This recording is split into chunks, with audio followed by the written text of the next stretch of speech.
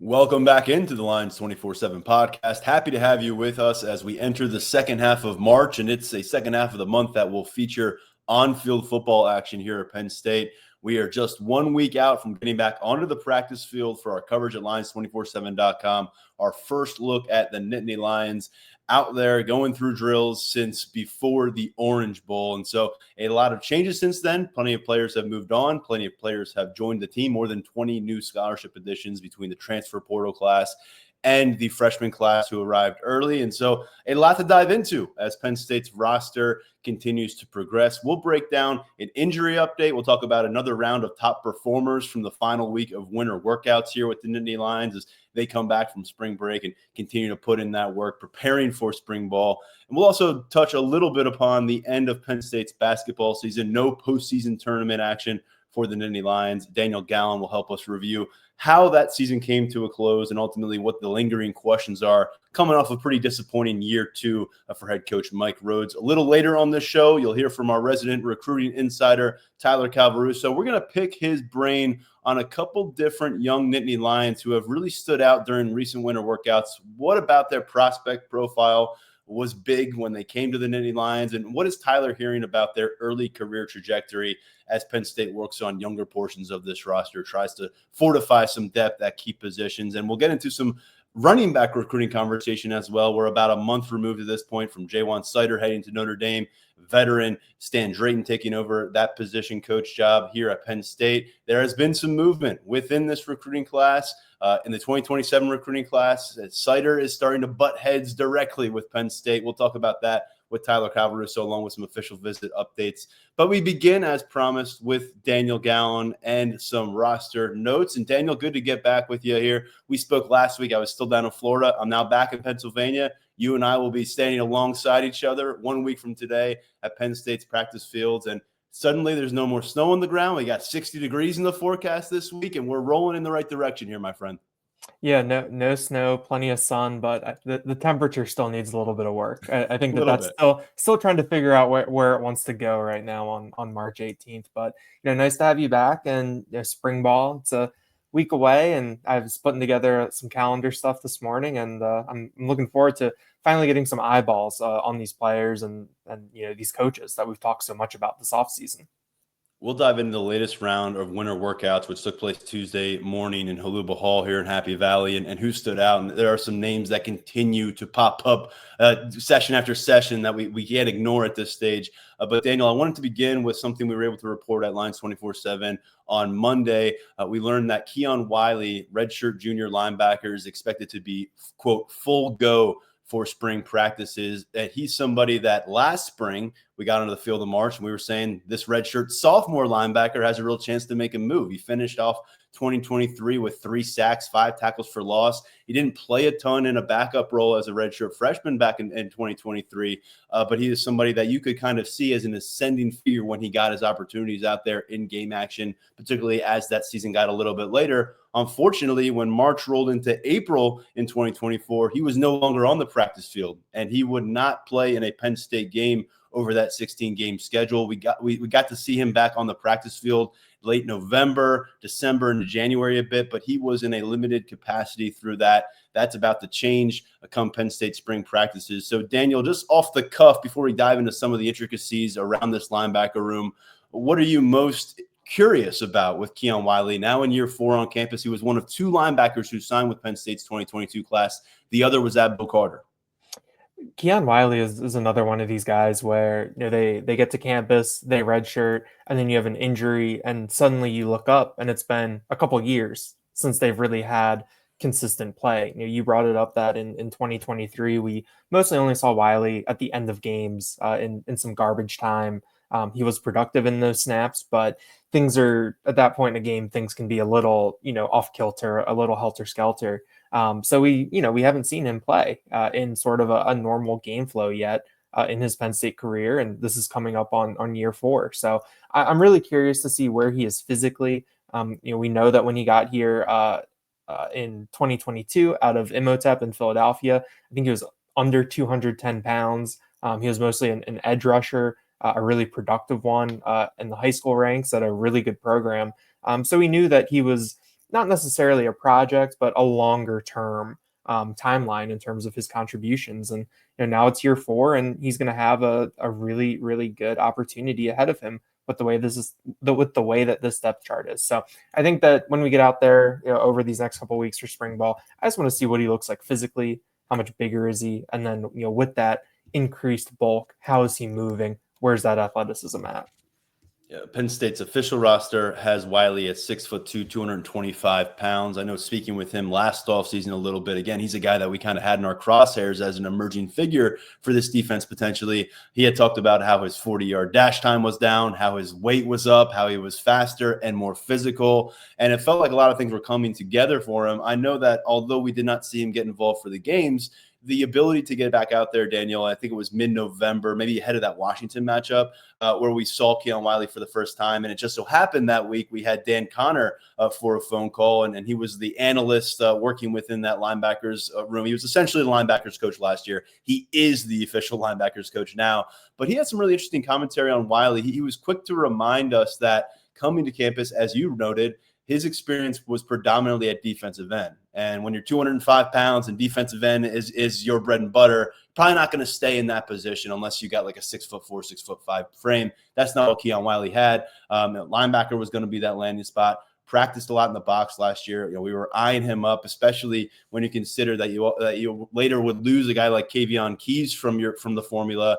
Those names kind of dwindled. Tamir Robinson wasn't always available early on in the season, preseason injury, game 1 injury, and so that box linebacker question became more of a question mark as things went on. And you just wonder a little bit, Daniel, if Wiley was available during that string of 16 games, would he have been someone who went and played 200 snaps maybe? Is he somebody that could have filled in a starting spot if necessary? Would he have had that kind of confidence from the staff? Because I want to remind our listeners out there, you had Kobe King play a bunch. He was a team captain. He was a starting Mike linebacker. He's now moved on preparing for the NFL draft. Dom DeLuca started just about every game. Last year. You had Tony Rojas as a full-time starter last year. But beyond that group, Tyler Elsdon was the only linebacker who went beyond 100 game snaps in 16 games. And he's moved on too. He was a fifth-year senior last year. So to me, although we talked about Keon Wiley missing that huge chunk of sample size, it's not like his peers and some of the younger components of that room boat raced him and surged past him and kind of the pecking order, as we can say. There's a lack of experience in this room. There is a lack of general, I think, among the fan base, trust in this room when it comes to playing the Ohio States of the world. And so a guy like Keon Wiley can kind of do a lot to remind not only Nittany Lions fans out there, but his own coaching staff that he is still an ascending figure. Despite the pause in that process, he can still be a contributing factor and someone that they can lean on rather than putting out there and crossing their fingers. Yeah, I think when you look at last year for Wiley, it was a missed opportunity. The way that you laid out how the playing time broke down, and where Wiley was in his career, where we maybe expected that he was on the depth chart. We probably would have seen him on the field last year and probably some meaningful snaps. Like you laid out, though, the fact that he got back into practice in November through the stretch run of the college football playoff.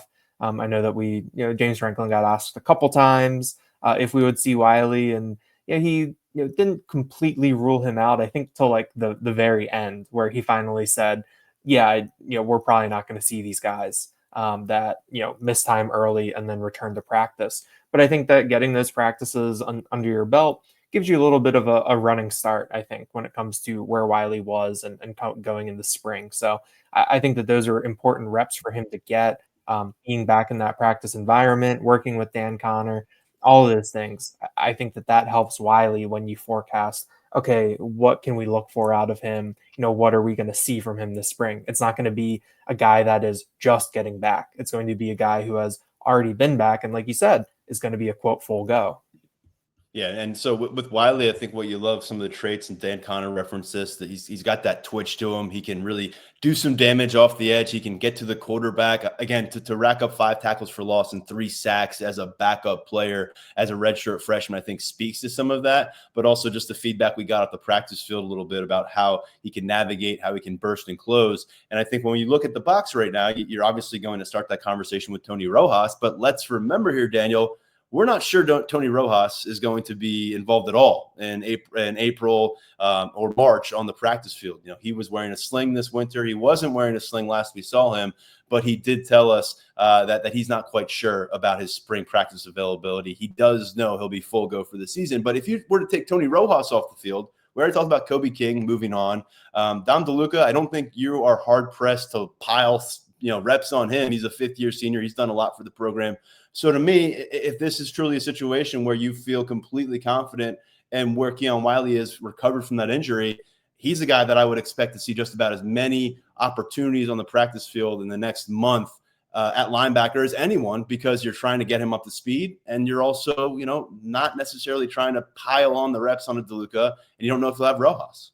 Yeah, and you also have a new defensive coordinator coming in and a new scheme, which I think might, I don't know if leveling the playing field is the right way to put it, but you're going to have a lot of guys operating from the same, I guess, start point when it comes to learning this new system, adjusting to things, getting back onto the practice field. But you laid it out well. Where this linebacker room stands, the different guys that are in there. I do think that if Rojas does miss time this spring, it's a golden opportunity for some of these younger guys to step up and show what they can do.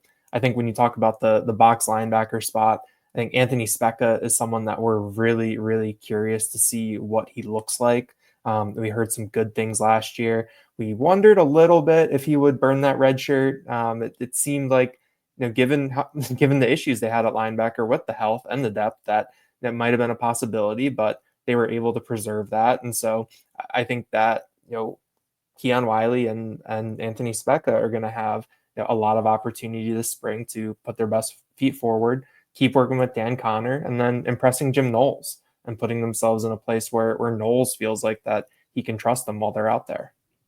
We'll dive into the linebacker conversation, I'm sure, throughout spring practice. It's one of those really key areas. And by the way, we've got a roundtable series going on live at lions247.com right now, about halfway through it. That has included positions in focus, transfers in focus, freshmen in focus, storylines, and there's more to come your way. So we're gearing up for spring practices over at lions247.com. We're also winding down our coverage of winter workouts. I know it's a little strange to be talking about winter workouts at the same time as spring practices, but they do kind of run into each other. And this is the final week of winter workouts. It's been an abbreviated schedule this year, as we knew it would be because of Penn State's late lasting 2024 season.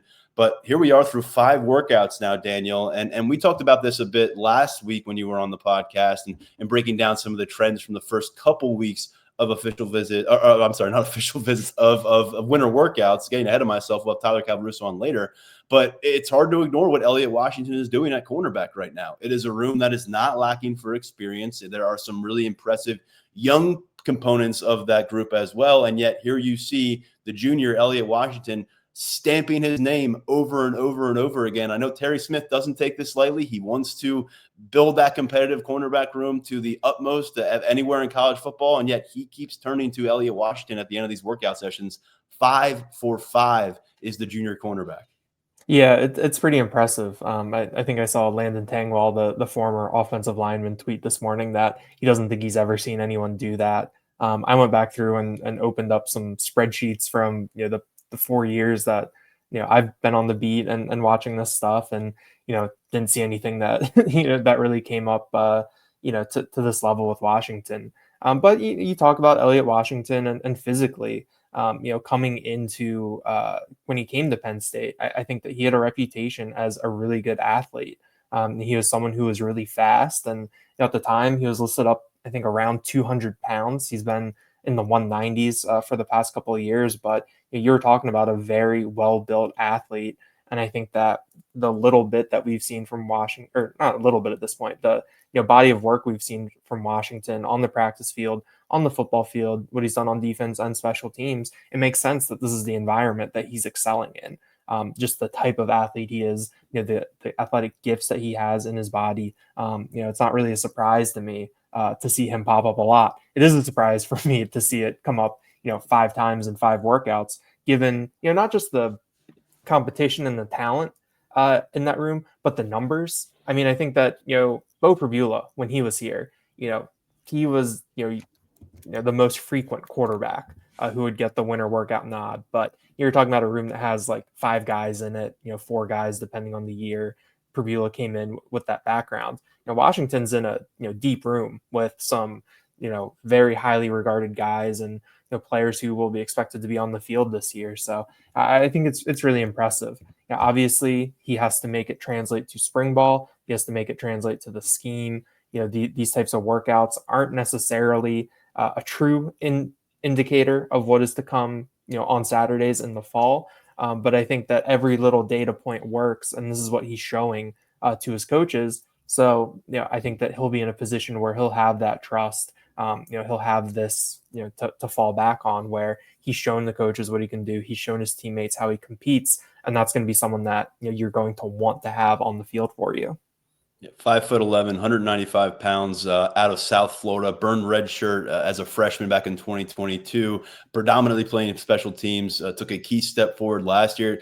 We thought we'd get to the postseason with him being a primary cornerback. However, missed the last chunk of that regular season, was affected by an injury. He did resurface and play a contributing role. Someone that based on what we're hearing and based on what we expect to see on the spring ball field, certainly consider him in that open cornerback job spot, which was vacated by Jalen Kimber, the transfer from Florida last year. And over at the tight end spot, this is another place where you lose Abdul Carter defensive end, Tyler Warren at tight end. You can argue all day about which one is going to sting you more at Penn State, but that's a roundtable topic too. Has a little tease. There you go. But if you're in the know and you're a Nittany Lions fan, you're fully aware of what that tight end room already has in it. They may not have gone out and put up the big stats at the Big Ten level yet, but this is a group defined by blue chip pedigree. And no one shows that more than Luke Reynolds, former 5-star recruit last year's cycle. He was the number 1 tight end prospect in 24/7 Sports Evaluation. And he is now 4 of 5 as the top performer at tight end. Again, you throw in some of the names there. There's some wild card situations there. You got to factor in Andrew Rappelier's injury recovery from last year. He's a guy that we're all high on, but I don't think Luke Reynolds is going to take a back seat to anyone in this competition, even an established redshirt junior like Khalil Dinkins. And so this is a very strong tone-setting indicator of how Luke Reynolds has attacked 2025 and a reminder of his elite-level athleticism. Yeah, Reynolds is definitely someone that you have circled as a potential breakout performer in 2025. He got his feet wet last year. We saw him make that acrobatic catch against Kent State in September. Penn State felt comfortable enough to put the ball in his hands in a really, really key moment late in that Minnesota game on the fake punt. And he's someone who got a ton of playing time once Andrew Rappelier went out. That he was a green light from September and really carried that through. When you talk about someone who comes in as a 5-star prospect, you're looking for these special traits. And I know that our scouting staff coming out, they saw that in Luke Reynolds, but you still have to project when you're coming in as a 214 pounds, tight end who was playing quarterback a couple of years ago, up in New England. And to see him put this weight on, to look natural with it on, Chuck Losey had really, really high praise of what Reynolds has been able to do, putting on 40 pounds since he got here in the past year. I think that you're seeing that, specialness continue to come through, and where that really high ceiling is. So like we talked about with Washington, these winter workouts aren't, it's not 100% accurate in terms of projecting things forward. But I think when you're talking about a player like Reynolds, it's really notable and it really shines through. And there's going to be a lot of playing time available at tight end with Tyler Warren moving on, and a ton of production available when you factor in Tyler Warren leaving and what's returning at wide receiver, and where is this production going to come from through the passing game. So Luke Reynolds has a really prime opportunity to be a big contributor this season, and it starts now in February into March. It almost seems like if Penn State does fulfill expectations to be an offense that takes another step forward, despite what we don't know about the passing game right now and who's going to be the key components there, Luke Reynolds is going to have to be at least a supplemental piece along that way, if not a difference maker week by week. And we know he had a key moment last year, that fake punt at Minnesota, a nice little intro to Luke Reynolds for a lot of fans out there, but bigger plays await in his career. I just wanted to go back to Elliot Washington one more time because we are talking about some athletic freaks here. Few numbers I wanted to pass along on Washington. Again, 5'11", 195 pounds, 4.32. That was his 40-yard dash time last year. He had a 24 mile per hour tracking on the devices that these guys wear. According to Terry Smith, cornerbacks coach, he told us that was the fastest documented time and for the program since they've been doing MPH. And then 545. That's the pounds that he squatted, and that's an record right now in terms of Penn State defensive backs on the modern weight room board there that they have in team facilities. No one has squatted more than Elliot Washington. We're talking about a lot of good defensive backs who've come through here, and he's only halfway through his high school career, exciting, or his college career. So exciting to see what comes next for him and for Luke Reynolds. And you want to talk about a young name to know, Kobe Howard, really making his case early on. We got to see what it looks like when footballs are thrown toward him. He's a receiver. He's a freshman, but people are looking for answers in the receiver room. And thus far, Marcus Hagans clearly appreciates the effort and the athleticism that he has seen from Kobe Howard. And this is starting to stack on some positive assessments of Kobe Howard. He was the pick today on Tuesday. He's been picked, I believe, multiple times as a top performer in that room. And Daniel, if I'm wrong there, I know that at least Chuck Losey brought his name up to you guys and really said he's someone who showed up ready to work. He's got some practices under his belt from that postseason opportunity. And so, hey, I know people are not quick to jump on the receiver bandwagon these days. They want to believe it when they see it, but you've got some good things brewing here with Howard. We already know how they feel. The ball's been rolling with those two transfers in Kyron Hudson and Devontae Ross, but I think Howard's kind of that feedback stands out more considering what we didn't get to see from him as a senior because of some injury issues. And because, quite frankly, his rating isn't going to convince a lot of people that he's going to come to campus and be an instant impact guy.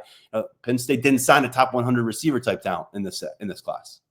Yeah, I was going back through the quotes from Chuck Losey this morning when I was putting the post together on Lions247.com. And I think the one thing that stands out when Chuck Losey talks is, he'll talk about what guys are doing in the weight room and, the types of performances they're putting together. But the big thing that I think you can really gain insight from is when he talks about how guys are doing it. And, I think with Washington, he said that, he's a guy who understands the role he needs to be in, and that's created a difference. With Reynolds, he said that he saw what Tyler Warren has done in his career at Penn State, and so now Reynolds is emulating that, and that is how he's going about things. When we talk about Kobe Howard, he said that he's unbelievably strong and powerful, right off the bat. But then he also said that they have a lift group that comes in 3 times a week at 7 a.m, and Howard is always the first one there from that group. And so I think that, we might get caught up a little bit in terms of the, some of the numbers that you have, like with Washington, and like you said, get caught up with some of the recruiting ratings and production, things like that. But I think at this time of year, it's not necessarily what you're doing, but it's how you're going about it. And I think to get that feedback on Howard as a true freshman, early enrollee from Losey, I think it's clear that he made an impression. I think they've got 15 or 16 early enrollees on campus. Losey mentioned 6, and Howard made that group of 6 earlier this month. So I think that's notable for him. As with, I'm probably in the same boat as a lot of people when it comes to the wide receivers. All right, let's wait and see. I'll believe it when I see it. I don't want to put too much onto a freshman coming in, but I think that this is a positive indication for Kobe Howard, especially given that he's someone, given how you laid out with some of the injuries, things like that, might be a little bit under the radar at this point. Yeah, Howard, Lyric Samuel, Matthew Outen, 3 freshmen ready to make some moves on the practice field, start to get their feet wet, as you might say, here in the college level. One more name to get to who was spotlighted on Tuesday by his position coach, and he's somebody who has momentum rolling. It's been winter workouts. It's been lift sessions before that. It's been some of the initial feedback around signing day. There's just been a lot of excitement going back about a year and a half now, it feels like at this point, for Xavier Gilliam. And while he did not burn his red shirt last year at the defensive tackle spot, he was being described as someone who they felt like if they needed to play him in the playoffs, they were going to play him and that he could handle those reps. And you lost Alonzo Ford. You had Akeem Beamon leave the team. And so he did get some work late. We don't have a ton of sample size on the field, but what we do know is all the stuff away from game days, he seems to be checking off the box. And we've heard that all throughout. Losi had good things to say about Xavier Gilliam. And once again,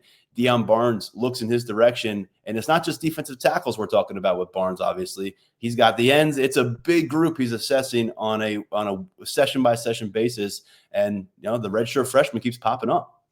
Gilliam falls into that category, kind of like what Losi said with Washington, where guys will look at the depth chart, see how things have changed, and that might unlock something a little bit for them, that they realize that they are needed, and that helps them to step up. I think Gilliam falls into that category, especially given how he was talking about things a month ago when we had our first-year player availability. I think that he knows that Hakeem Beamon, Devontae Thomas, Keziah Izzard are gone.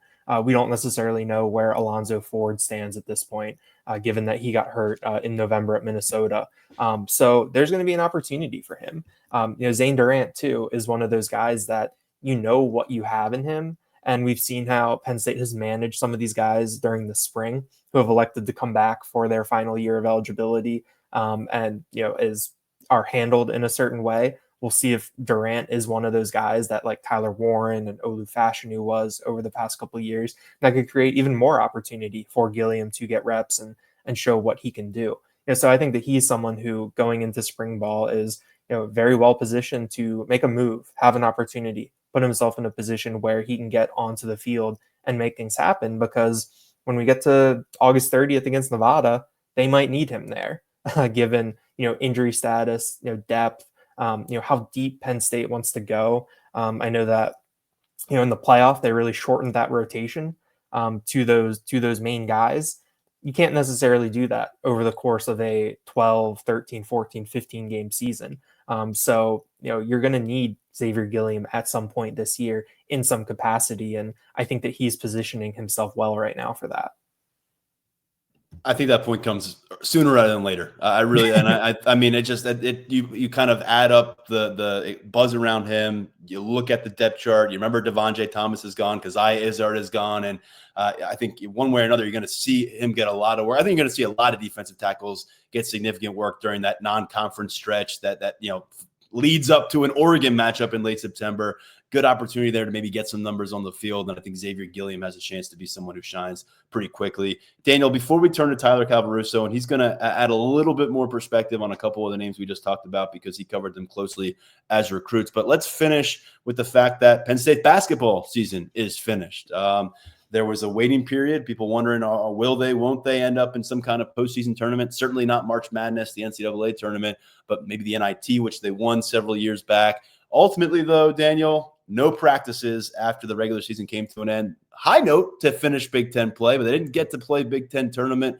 The fact that this season falls shy of the NCAA tournament by Mike Rhoades standards would seem to be a disappointment. The fact that it fell shy of the Big Ten tournament seems to be a real blemish on year two of the Mike Rhoades era. And so with a lot of the familiar cast that several of them, following him to campus last year, they're going to be moving on. Looks like a roster that's going to be in flux.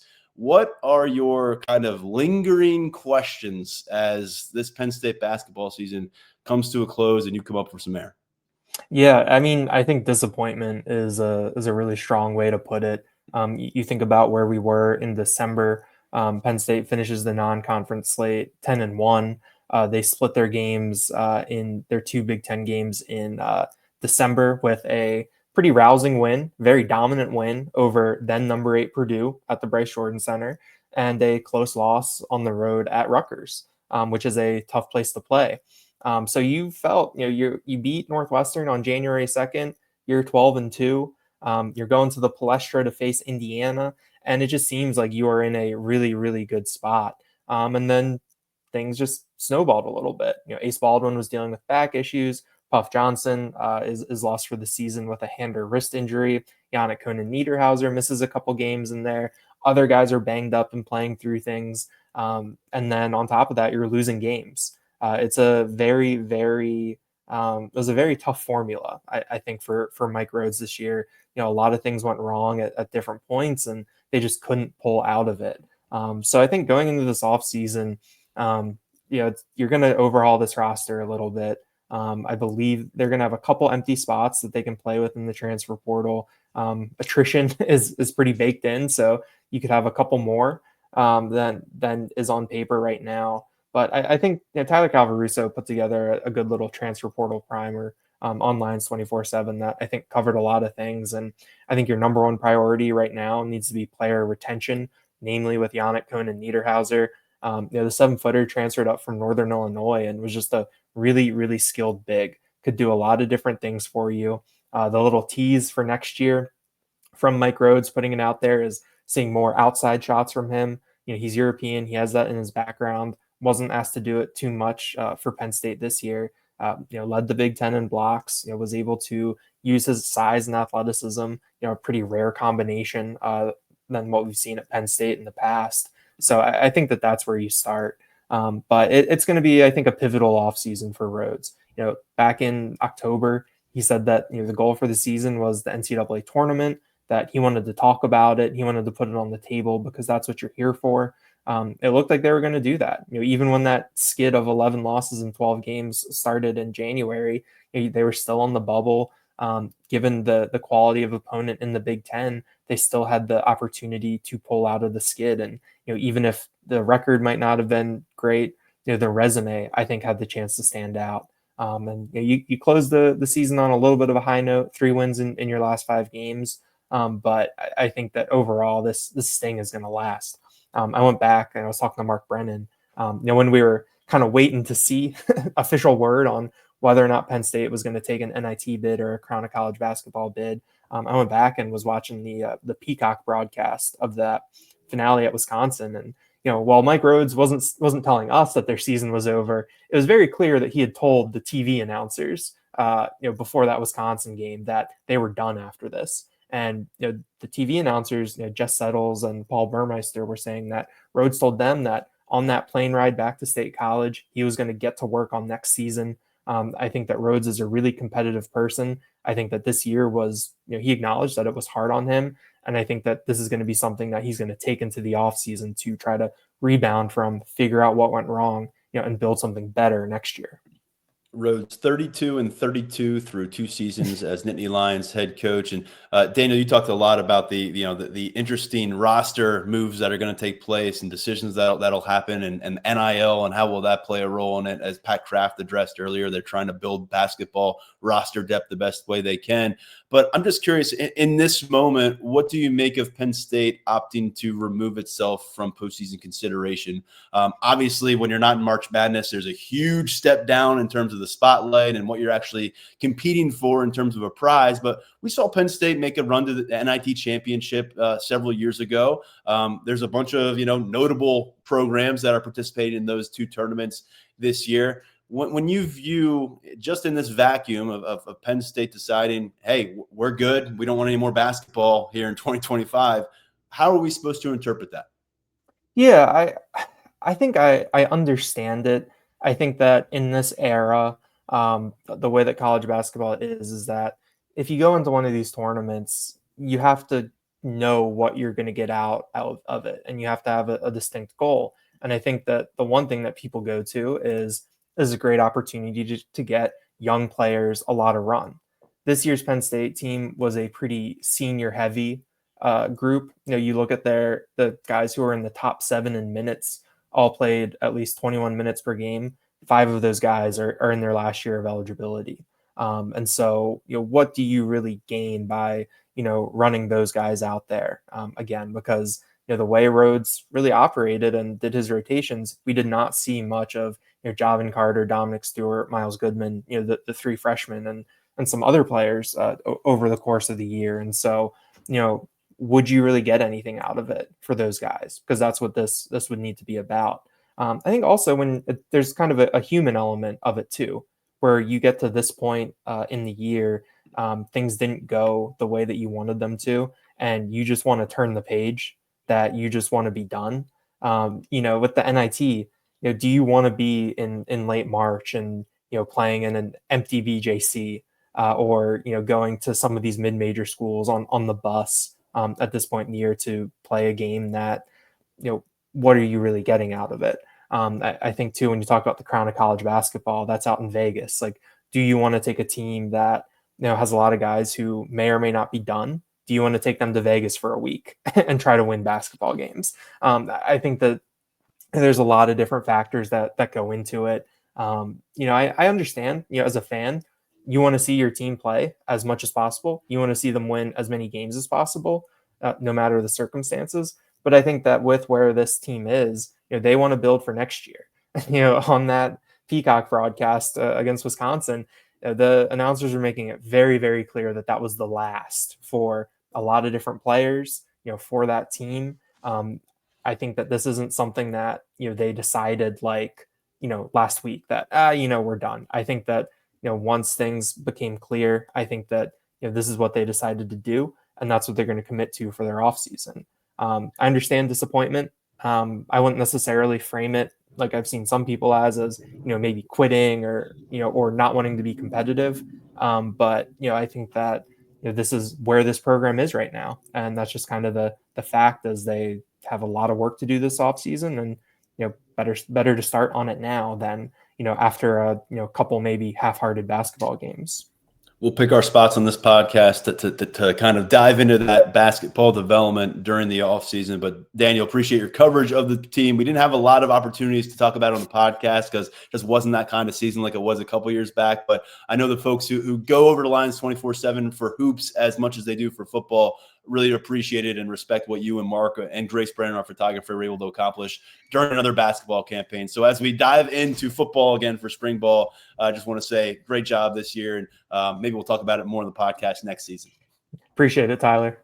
All right, for now, going to talk recruiting. I'll see you soon, Daniel. Good to get back with you. And people can catch your coverage of the latest winter workouts, breaking down all those top performers over at Lions247.com up on Tuesday. Talk to you soon, Tyler. All right, as promised, we've got Tyler Calvaruso joining us once again on the Lions 24/7 podcast. Tyler, good to get you back on board following Daniel. Yeah, good to be back, man. It's always a good time. So I'm looking forward to what we have to dive into here today. Yeah, we've got a little less to discuss than Daniel and I did, but we've got a few things. And I wanted to begin by picking up on a topic that Daniel and I dove into a bit during our segment. It was the fact that Xavier Gilliam, a redshirt freshman, and then Kobe Howard, a freshman, are getting a lot of love right now, it seems, from the coaching staff, from teammates. The feedback has been strong on what they've been able to accomplish this offseason thus far. And will it matter when the pads come on? We got to figure that out. But wherever you want to start is cool. But I wanted to hear from you a little bit on the prospect profiles as you remember them coming out of high school, and a little bit of what you've gathered on their respective trajectory. Kobe Howard in the receiver room, and then Xavier Gilliam at defensive tackle. Howard's always been one of the more interesting members of this 25 class to me, just because a lot of the dialogue among Penn State fans has been, oh, is he fast enough? Oh, is he explosive enough? Because, the whole conversation surrounding the wide receiver room and improving the wide receiver room is getting guys in here who are burners when it comes to speed, guys who are explosive, can make big plays for you consistently. Kobe Howard might not be a guy who runs a 4.3 40, but he's a ball player. And you're seeing the work ethic that was lauded throughout his recruitment. It's shining here during the offseason. And he has the ability to shine in a workout setting. And that has presented itself time and time again since Howard has arrived on campus. He's good, really good with the ball in his hand. He's good in the open field. He's a good football player. Again, a lot of talking points during the high school recruitment centered around those testing numbers. Some guys are just never going to test in that at an elite level, and they're going to go out on the field on Saturdays and make plays. I think Howard has a chance to be one of those guys. Chuck Losey mentioned it earlier this month. So those 7 a.m. workouts, they're a grind, especially for the true freshmen. They're still getting into the swing of things, even for the ones who have been on campus for a couple of months now as early enrollees. He's one of those guys who's first in the building every single day. Consistency is huge at the next level. Howard is accomplishing that, and he's impressing along the way. And as you've said, what's going to happen when the pads go on? You could go dominate in the weight room all you want, dominate the workouts all you want. It could mean nothing when the pads go on. It could also mean everything when the pads go on, because I think Kobe Howard is putting himself in a position physically where he can be a contributor for Penn State. Maybe not right away. Maybe he still has to come along in certain areas before getting to that point. But from a physical aspect, given the fact that it's been a really hot topic of conversation throughout his prep career, I think he's coming along quite nicely and about as well as Penn State could have hoped. With Xavier Gilliam, it doesn't really surprise me, to be completely honest with you. It kind of coincides with what we were hearing about him on the tail end of his high school career after he transferred to Quince Orchard to play alongside Jalen Harger. I think that was really beneficial for his development as a defensive lineman. At the Quince Orchard, it's a really good program in Maryland. They're one of the top that state has to offer. And getting around a guy like Harvey, getting around that coaching staff, fine-tuning the game, going more from – remember, Gilliam has that basketball background. He's a basketball player first. Going from raw athlete, still carrying that athleticism, of course, but going from more of a raw athlete to a true defensive lineman, that sent him shooting up in his development ahead of his arrival at Penn State. And now that he's been on campus and been around the program and been working with Chuck Losey and getting coached up by Deion Barnes, this ascension for me, I feel as if it's a pretty natural one. Yeah, it'll be fun to follow these guys in the weeks ahead. We'll give you more notes and nuggets on both over at Lions247.com. Tyler, thanks for the perspective there.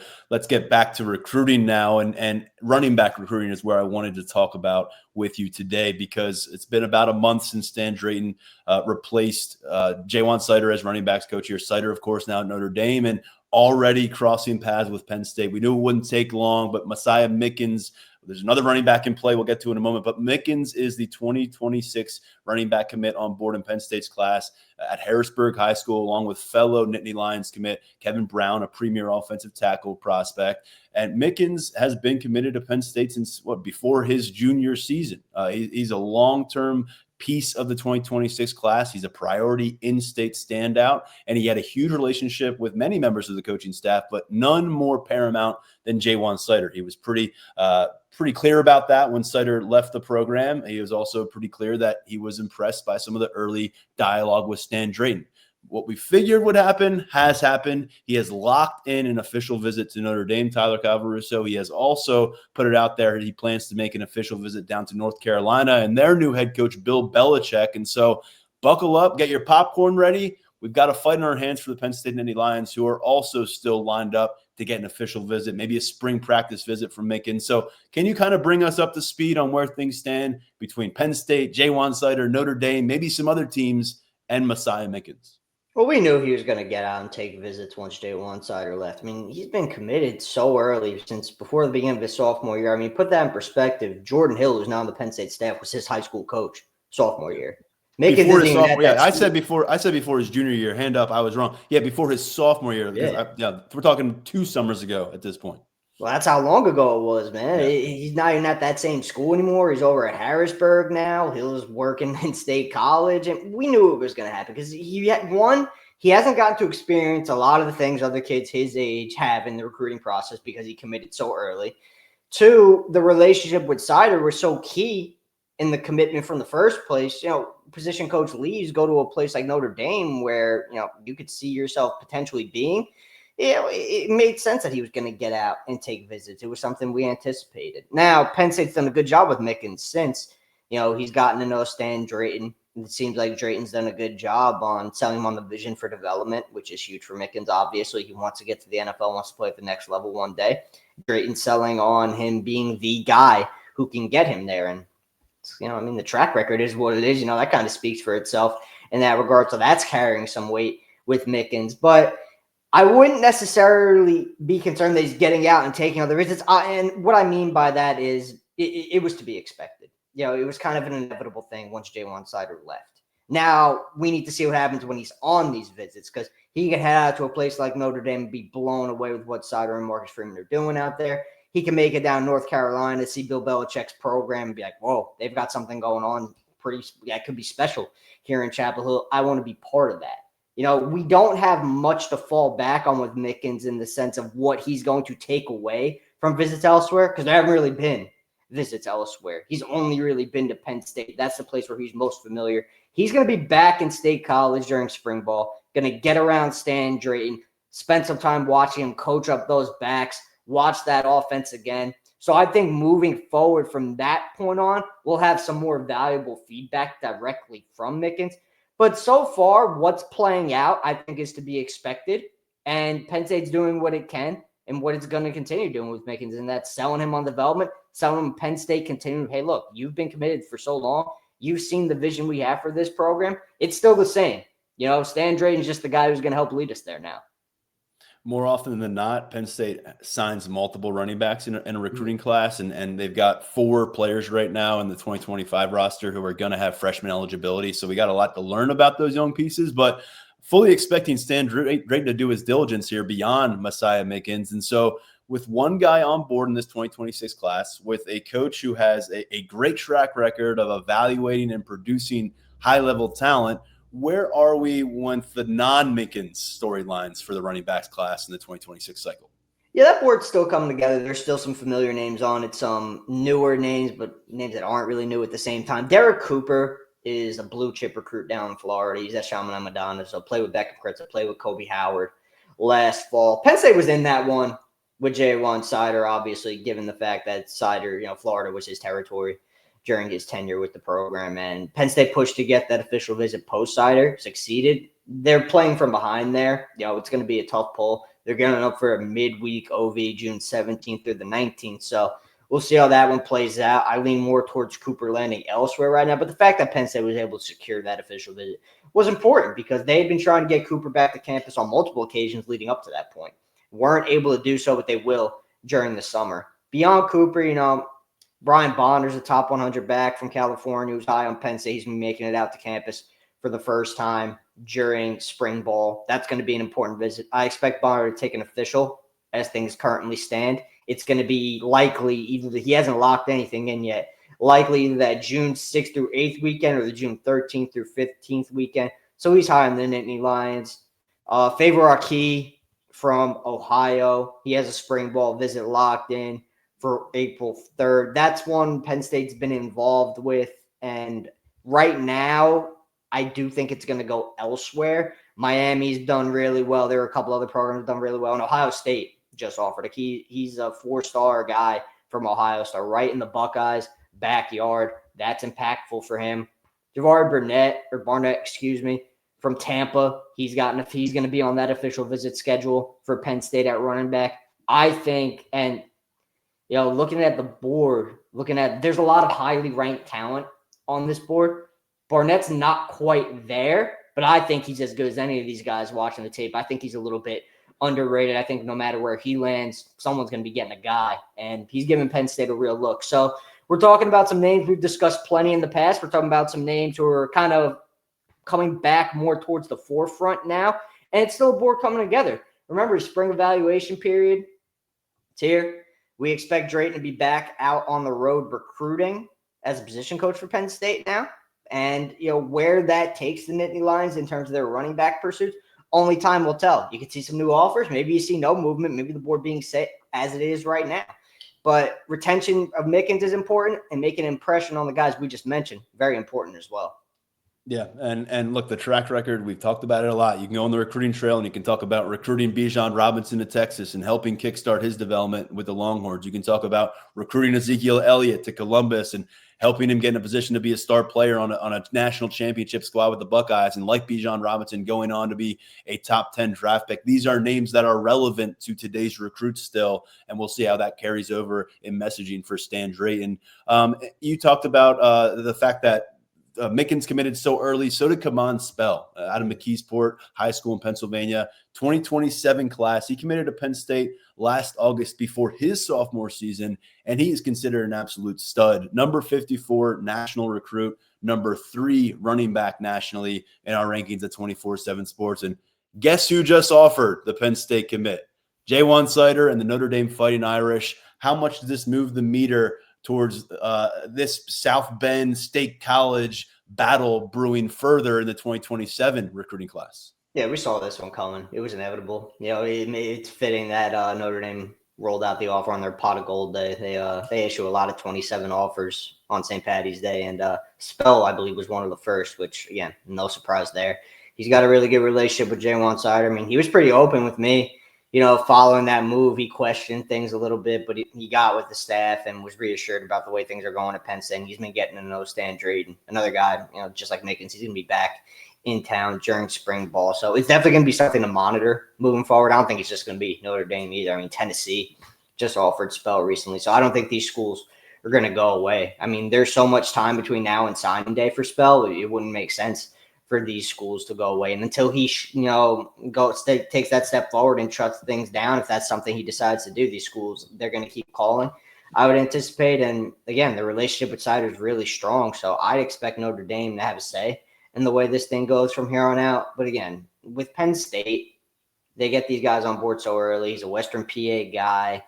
They tend to do a good job of hanging on to these guys. Now, usually that comes without a coaching change being entered into the mix. So it's a different dynamic for two in-state prospects right now. I think Penn State has a real chance to retain both, but the way things are playing out, what we're seeing, I think it's part of the course. I think when you have that kind of a relationship with a position coach, it's going to carry weight, and not just your viewing of the school you're currently committed to, but where that position coach lands as well in the school that he's working at now.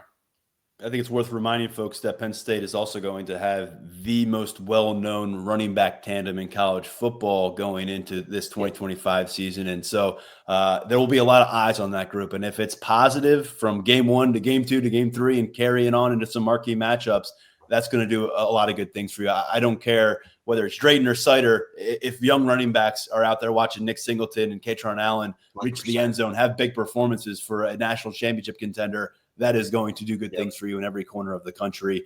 Tyler, you've got about 65, 70 official visits confirmed for the next couple of months coming up in the spring window of official visits. And following that, going into early summer, we tend to see a lot of dudes make their decisions. We tend to see Penn State's recruiting class really fill up in a hurry going up towards preseason camp. So it tends to be kind of a launch pad for growing things. I know I told you we get into a bunch of names. I'm going to bring it down to one. Give us one name that we need to know that you recently confirmed is coming to Happy Valley, and why are they the name that we need to know? So, well, it wasn't one I confirmed. It was one our guy Brian Doan confirmed. Grayson McKeel out of LaSalle. He's a big-time offensive line target for Penn State. Athletic kid, basketball background. He's one of those guys who fits the Phil Trautwein mold really, really well. And not to mention he's right in your backyard at a program where you are well entrenched in terms of relationships with the staff and knowing about the way things go at LaSalle. Penn State's had success there in the past. They're hoping to have some success here again. It's not just Joey O'Brien down at LaSalle that Penn State's prioritizing. We saw Penn State go 5 deep at LaSalle during the winter contact period, and everyone on social media, oh, Joey O'Brien. Yeah, 100%. But Grayson McKeel, too, he was on that court as well, and he's a top guy for Phil Trautwein. Got that OV locked in June 13th through the 15th, anticipating him back on campus during spring ball as well. He's going to continue to factor into that top of the board offensive line conversation moving forward. I think Penn State's in a good spot right there, but it's also a little bit too early to tell which direction things are heading. He wants to get out, take his visits. I don't get the sense McKeel has a true leader, but if there was an upper echelon, I'd say the Nittany Lions are in it.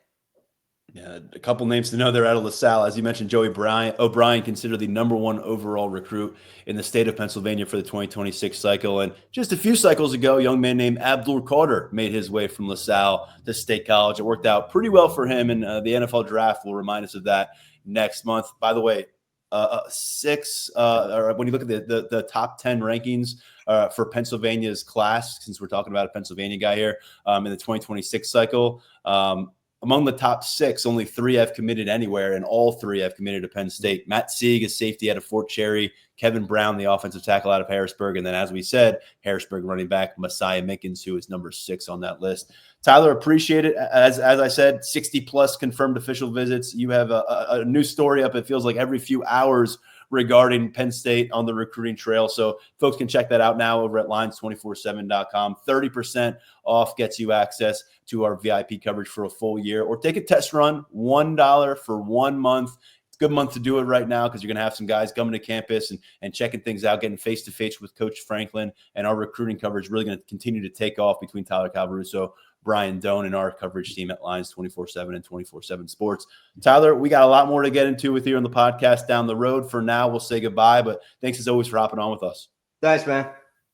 All right, good stuff from Tyler Calvaruso. Before him, Daniel Gallen, colleagues at lions247.com. Catch all of our content between now and our next episode. We'll come back with a second episode this week, getting back into that groove with 2 episodes per week. And next week, as promised, back on the practice field, hearing from James Franklin, getting a chance to go live and up close with a bunch of new Nittany Lions players. Going to be fun to follow, I hope, and it's going to be fun to cover. We'll help set the stage a little bit more in our next episode this week, and whatever happens between now and then, we'll do our best to address. For now, stepping aside, I am Tyler Donahue, and this is the Lions 24/7 podcast.